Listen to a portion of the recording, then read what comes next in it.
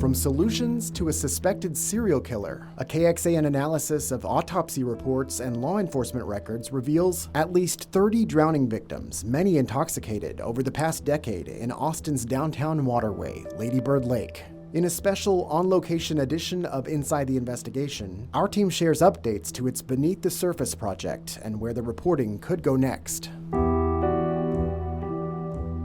Welcome to a special edition of Inside the Investigation. Arezow and I are here at Lady Bird Lake today talking about our team's latest project, Beneath the Surface. Specifically, we wanted to dive into some of the things we couldn't quite fit into the stories and some of the challenges that we faced as well. Speaking of challenges, let's talk about the data. Finding data to see what was tracked as far as drownings here in Lady Bird Lake was pretty difficult. Our team actually had to go to the medical examiner's office here in Travis County, the morgue, and piece together our own database, autopsy by autopsy, because we found out that the city of Austin and Travis County don't really track accidental drownings the way that we needed to understand the scope of the problem happening here in Lady Bird Lake. So we looked at everything from toxicology to location of the bodies to put together that and find that there were 30 accidental drownings here in Lady Bird Lake over the last decade. But we also wanted to compare Austin to other communities that had around 1 million population with entertainment districts and waterways in their downtown. We did find a couple that were comparable as far as data, but many of the cities we looked at, it was too tough to find that data, almost impossible, because there's no uniform way that cities track accidental drownings like that. Some didn't track locations at all, so it was impossible to know if it was happening in their downtown rivers. Some of them didn't look at the time frame the same way we were, and also saving the data for that entire decade that we wanted to look at. But of the few that we were able to compare to Austin, it looks like Austin's numbers were much higher than those other communities. Right, and Josh, we wanted to look at what are people in communities doing to prevent these drownings.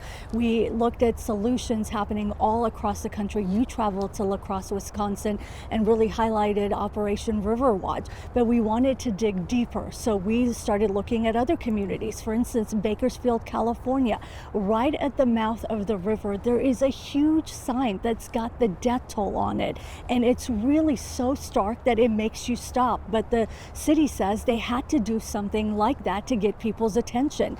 You know, Columbus, Georgia, they teamed up, the city and fire and EMS teamed up with Georgia Tech to look at an AI solution that really could possibly pinpoint exactly where someone is in their river so that they could respond quicker. And then even in our own backyard, New Braunfels, you know, spring and summer, big months for tubing. So they have put up stations where you can go and get a life vest for free as long as you return it. That way you're safe when you decide to go in the rivers. We mentioned Operation River Watch, which you spend a lot of time really looking at how it works. And it is volunteer run, student run in La Crosse, where they're really trying to figure out ways to keep people from going into the river. Much like in our area, they had a lot of people going from the Bar District over to the river. So this operation really focuses and has kept thousands of people from going into the river. You saw this firsthand, and you brought the solution back to Austin. Exactly. When we got back from Wisconsin, we contacted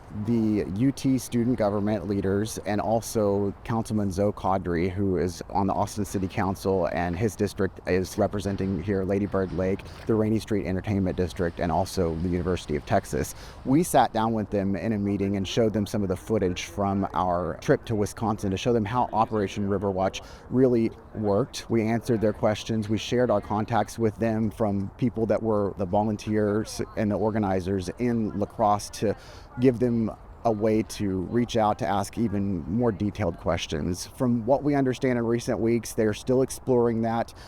Councilman Caudry has been clear that he wants any type of initiative like that to be student run, because they would be the ones to be volunteering. So I think that, you know, it's something that we also know that La Crosse, that the colleges there had some challenges getting regular volunteers, because with college students, even though they're very willing, there's a lot of turnover also because they go semester by semester. People leave, people graduate. So that will be a challenge here in Austin also if they decide to keep that up. But what we understand is the councilman and the University of Texas student leaders are still looking into this. And Councilmember Kadri also mentioned to our team that he'll be going to the city and talking about adding more lighting and cameras. We know that in previous initiatives back in 2023, there was just one camera added, but also there was some lighting that was included. Yeah, some low-level lighting that we've seen here when we've been visiting the lake at dark to get some of the footage that we were getting for our stories. The one camera you mentioned, we did check into that. It was surprising to us that there was just one camera added, considering all the talk that happened back in 2023 among the city council. We learned, because we requested footage from that camera to see what is it really capturing, that the camera has not been working. We detailed this in one of our stories, but the city has promised that they are working to get it hardwired. The problem that we documented was that it was a solar panel powered camera, and that was really the problem in capturing all the footage because it couldn't stay powered. And so they're working to get it hardwired. They had hoped to have that done by the end of January, but the end of January came and went. It still wasn't working.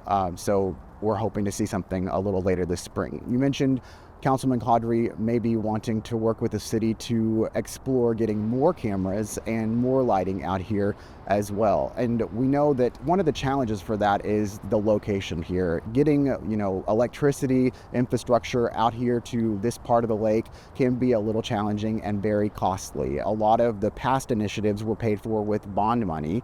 And so if that is something they're going to explore, they have to set that in the potential bond package that would be coming up later this year or possibly in 2028. And Josh, these safety measures, this is something that victims' families have begged for years.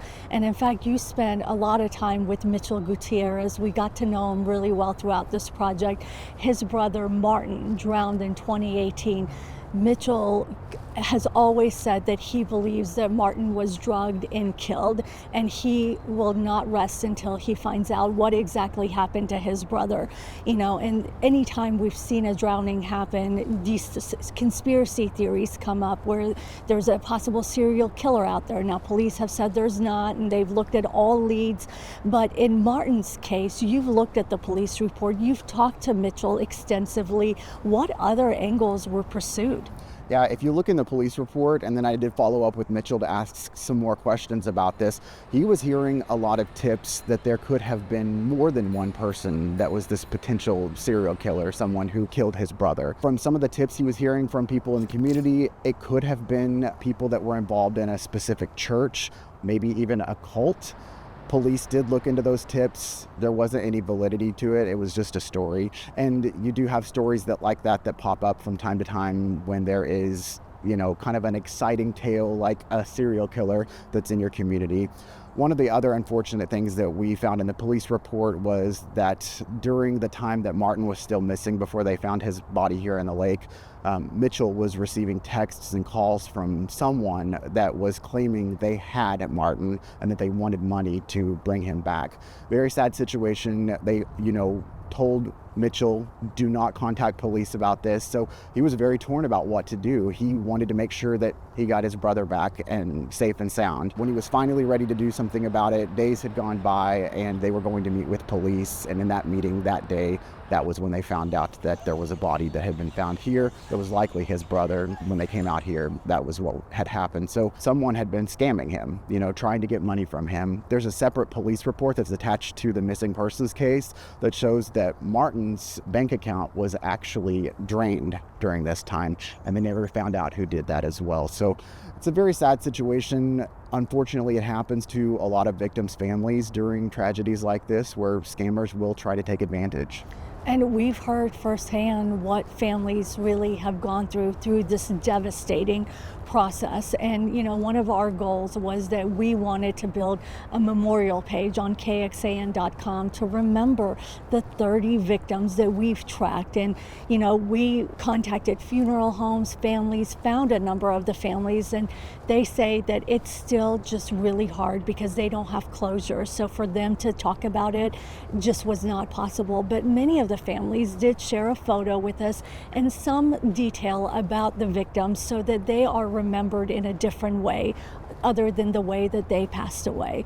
And, we continue to add to this page. So if you know a person on this memorial page, if you would want to share a photo, something about their life so that we can remember them in a different way, please go ahead and share it with us. Yeah, and we'll have that on KXAN.com. And of course, we will continue following up with all of these stories and potential solutions as they play out here in Austin.